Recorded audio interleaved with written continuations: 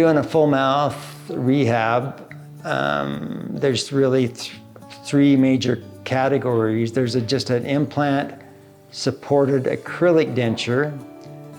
There's an implant-supported semi-removable denture.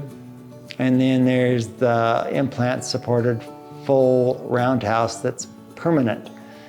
The first one is the acrylic denture, is the typical denture all of us are familiar with, covers the palate, and it's held in there by suction. When we make it a removable implant-supported denture, we can remove the acrylic off the roof of the mouth, and we rely on the implants to support the denture and retain it in the mouth.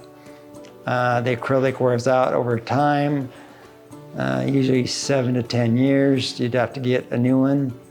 You can go from that to a semi-removable denture. It's made out of porcelain, and it can be placed permanent with O-rings, permanent to the fact that you don't worry about taking it out. You come see your dentist once every 6 months, and we remove it, replace the O-rings, clean it, and put it back in.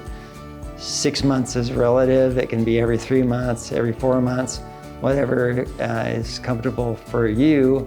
Or you can also remove it at home if you wish, but it's made more long-term. It's out of porcelain. It's made to be a lifelong restoration, and that steps into the next step where we place a few more of the mini dental implants, and we make a full ceramic arch of teeth, typically called the roundhouse, and we glue that in permanently, and it becomes yours, and you maintain it by water picking it, using a water pick to wash underneath between the restoration and the gums, and just brush just like you would normally.